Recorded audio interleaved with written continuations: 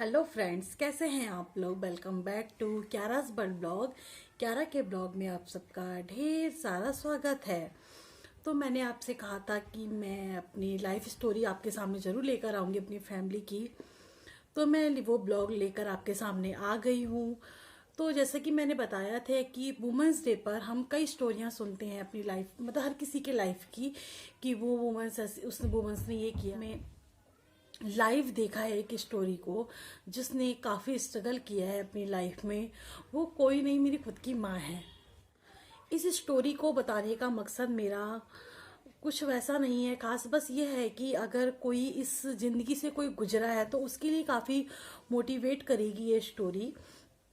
क्योंकि क्या होता है, कभी कभी मुझे भी लगता है कि नहीं, मैं नहीं कर पाऊंगी, ये काम मेरे से नहीं होगा। या हम अपनी मम्मी का चेहरा देखती हूँ और फिर मेरे अंदर मैं इतना ज़्यादा मोटिवेट हो जाती हूँ मम्मी को देखकर कि मतलब एक सिंगल मदर होकर जो उन्होंने तीन बेटी एक बेटे पूरे परिवार को चलाया, हर हर मतलब हर खुशियों को हमें देना चाहा। तो हम क्यों नहीं कर सकते।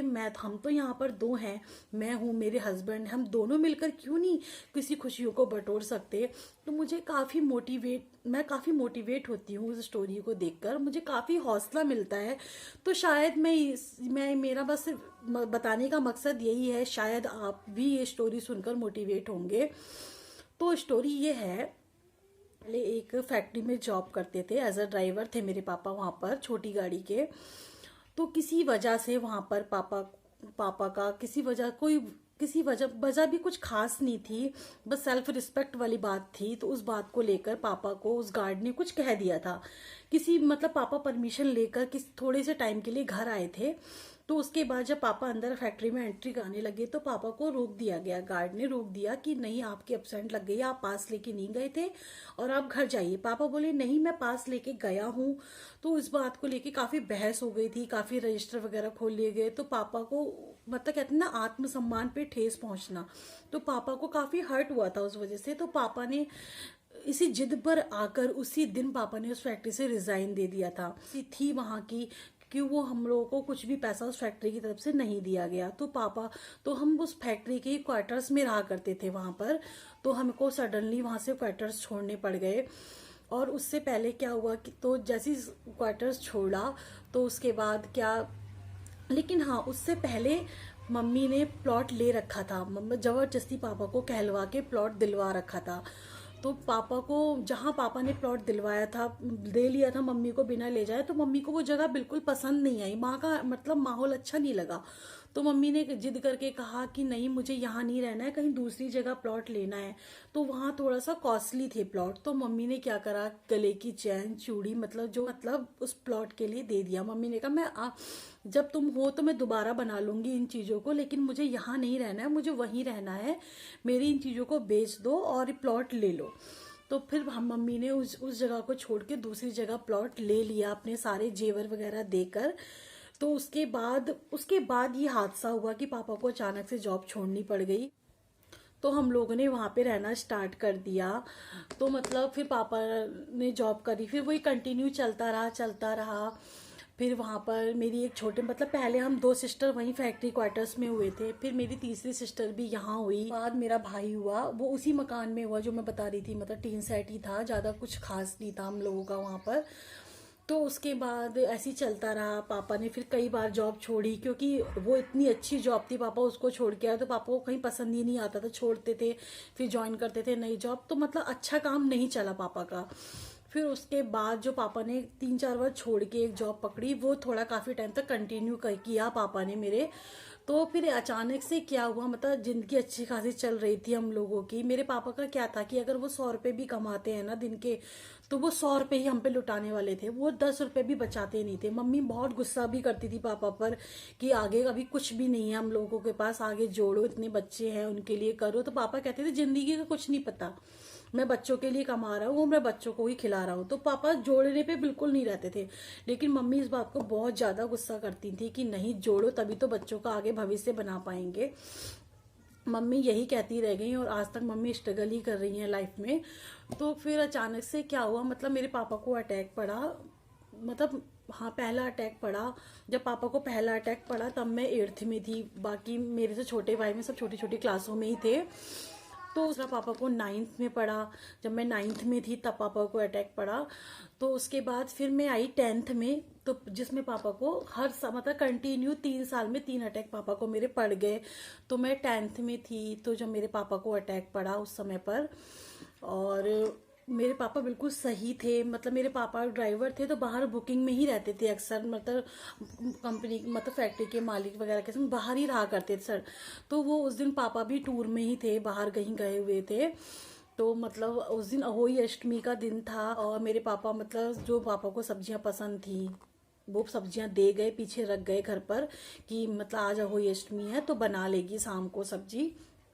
बिल्कुल सब कुछ सही चल रहा था लाइफ में। पता नहीं अचानक से क्या हुआ, पापा रात को घर भी आए, अच्छा खासा पापा ने खाना खाया। लेकिन एक स्टोरी है जो मुझे बहुत रुलाती है, वो ये है कि मेरे पापा उस रात, मतलब मेरे पापा का ये था कि कभी भी रात को घर खाली नहीं आते थे, चाहे रात के 12 बजे भी आए तो वो दिन में रख लेते थे सब चीज़ों को, कि मेरे को लेट हो जाएगा तो मैं खरीद के रख लेता हूँ, बच्चे मांगेंगे। तो मैं उस रात मेरे पापा 2 गिलास मौसमी के जूस लेकर आए थे। बहुत फोर्स किया कि पीले, जूस लाया हूँ पीले। मैंने कहा नहीं पापा, मेरा पेट भरा हुआ है, बिल्कुल नहीं पिया जाएगा।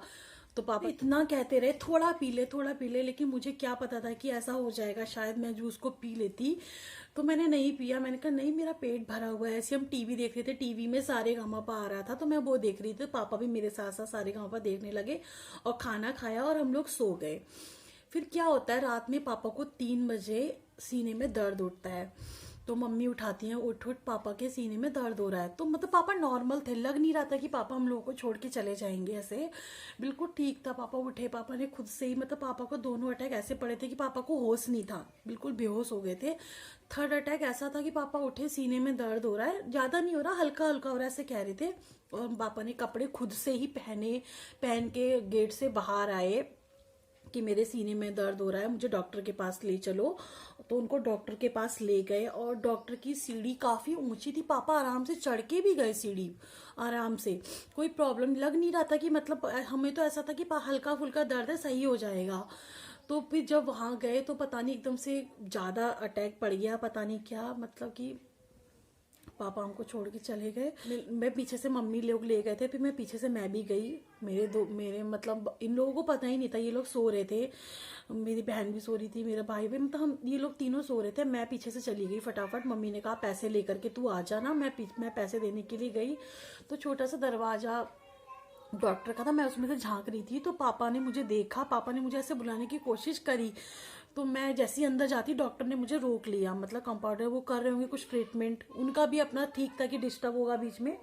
तो पापा पता नहीं कुछ कहना चाह रहे थे, पता नहीं क्या, पापा ने मुझे बहुत बुलाने की कोशिश करी और मैंने भी अंदर जाने की भरपूर कोशिश करी, लेकिन मुझे अंदर भेजा नहीं गया। फिर मम्मी ने कहा चल तू जा, घर जा, वो लोग उठ जाएंगे तो ढूंढेंगे सब लोग कहाँ गए, तू जा फटाफट। तो मैं घर चली गई। मैं घर आई थी, मैं इन लोगों को बताती कि ऐसा ऐसा हुआ है करके, इतने में ही पीछे से मुझे बहुत चीखी, मतलब रोने की आवाज आने लगी। 3 से 5 बज गया था। तो मैंने कहा पता नहीं क्यों चीखी आवाज आ रही मम्मी की, मुझे रोने की आवाज है। भाई मेरा 3 साल का ही था और लाइफ में बहुत बड़ा स्ट्रगल स्टार्ट हो गया। एक मेरी मम्मी ऐसी थी कि मेरे पापा कभी दुकान तक भी पापा मम्मी को जाने नहीं देते थे, सारा काम पापा ही करते थे। हम मम्मी को कुछ नहीं पता कहाँ बिल जमा होता था, कहाँ से सिलेंडर आता है, कहाँ से राशन आता है, कुछ नहीं पता था, सब कुछ पापा करते थे। मम्मी को बिल्कुल बाहर, मतलब खाली मम्मी जब कपड़े उपड़े लेने जाने होते थे तब पापा के साथ ही जाती थी। सारा काम होगा जो मम्मी ने नहीं किया होगा। मम्मी की एकदम से लाइफ ही चेंज हो गई, मतलब बिल्कुल इतना खतरनाक स्ट्रगल लिख दिया गया मम्मी की लाइफ में कि बहुत समझा कि हाँ अब तो कुछ रहा ही नहीं है, अब जो करना है मेरे को और मम्मी को मिलके ही करना है, क्योंकि बाकी छोटे थे। तो उसके बाद क्या हुआ, हमारे घर एक गाय थी, वो पापा के टाइम से ही थी वो गाय। और वो गाय ऐसी थी कि पापा ने मेरे पापा ने कसाई से बचाया था उस गाय को। मतलब उस गाय के ना थन जो होते हैं उसमें गांठें बन गई थी, कैंसर बन गया था। उसका बहुत इलाज कराया, वो बहुत अच्छे फार्मर के पास थी। तो लेकिन वो मतलब उसका मना कर दिया था कि ये बचेगी नहीं और इसको कसाई को दे दो, वो जब तक रखेगा रखेगा, बाकी वो अपना काम कर लेगा जो करना होगा। तो मेरे पापा कसाई से बचा के उस गाय को लेकर आए थे। तो फिर उसके बाद पापा ने कहा हम सेवा करके एक बार देख लेते हैं, शायद ये बच जाए। मैं अच्छा नहीं लग रहा कि इसे कसाई लेके जाएगी, क्योंकि उस गाय का दूध मेरे पापा मेरे भाई के लिए लेकर आते थे। जिस फार्मर में मतलब पापा जहाँ जॉब करते थे उन्हीं की गाय थी वो। तो पापा को अच्छा नहीं लग रहा था कि ये कसाई के पास जाए, पता नहीं। पापा कहते थे मेरा मन कर रहा है कि शायद ये बच जाएगी। तो मेरी मम्मी पापा ने इतनी सेवा करी थी उसकी कि वो बच गई थी गाय, और उसका कैंसर खत्म हो गया था। हालांकि उसके 2 थन थे, 2 काट दिए गए थे, सिर्फ 2 थन से दूध देती थी वो गाय। तो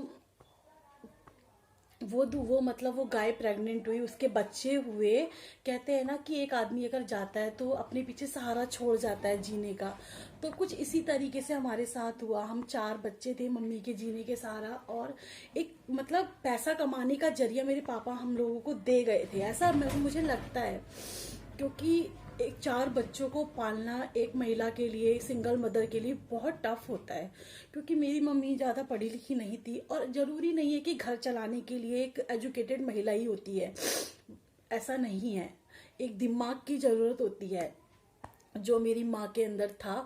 हम सोचते थे कि हमारी माँ कभी घर से बाहर नहीं निकली, शायद वो ना कर पाएगी, लेकिन आज कोई भी काम ऐसे नहीं है जो मेरी माँ नहीं कर पाती है। तो मेरी माँ इतनी पढ़ी लिखी नहीं थी कि मतलब कहीं बाहर जॉब कर सके। तो मेरी मम्मी मतलब जब 13वीं वगैरह हो गई थी मेरे पापा की, तो मतलब डिस्कस किया गया कि मतलब किस तरीके से घर परिवार चलाया जाएगा। तो मेरे मामा अलग रहते थे, मतलब मामा वही फैक्ट्री में रहते थे जहाँ से मेरे पापा जॉब छोड़कर आए थे। तो मामा हमारे वहां से आ गए, मामा हमारे साथ रहने लगे, बहुत सपोर्ट किया मामा ने हमारे को। ने कहा कि कुछ काम करना पड़ेगा इनको। तो मेरे को ये था कि हम मम्मी को बाहर काम नहीं करने देंगे, क्योंकि हम मम्मी इतनी पढ़ी लिखी थी नहीं कि स्टैंडर्ड जॉब कर पाए।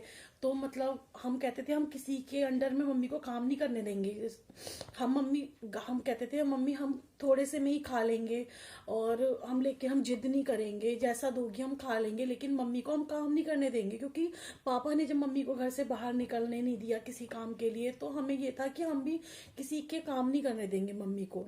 तो मैं उन महिलाओं को यही कहना चाहूंगी जो सिंगल मदर हैं, हिम्मत मत हारना कभी भी। अपने बच्चों, ये कभी ना सोचे कि अब पति चला गया तो मेरी जिंदगी खत्म हो गई है। अपने बच्चों के सहारे जीना सीखे, जिस तरीके से मेरी माँ ने सीखा हम लोगों के लिए। मेरी माँ तो मतलब बहुत कुछ नहीं आता था मेरी माँ को, जो घास काटना भी नहीं आता था। जब वो घास काट के लाती थी तो इतनी उंगलियां कटी बटी होती थी। बैंडेड नहीं लगाना, वही चुन्नी फाड़ी बांध लिया, काम करती रहती। हम कहते थे आज क्या हुआ, आज हाथ कट गया, आज उंगली कट गई, आज पैर पे दरात लग गई, क्योंकि उन्होंने कभी ये काम करा नहीं था। मायके से भी नहीं किया था उन्होंने कभी ये काम, लेकिन मजबूरी हालातों ने सब काम करने सिखा दिए उनको। तो काफी मतलब बहुत परेशानियां होती थी उनको। गोला छीलना नहीं आता था, कैसे छीलते हैं, लोगों ने सिखाया कि ऐसे करो। तो वो एकदम, लेकिन उनके अंदर ये था एक बार सिखा दो तो एकदम से पकड़ लेती थी। क्यों? मजबूरी थी, सीखना तो पड़ेगा, कोई रोज रोज थोड़ी छील के देगा बताएगा। तो मजबूरी ने उनको सब कुछ करना सिखा दिया।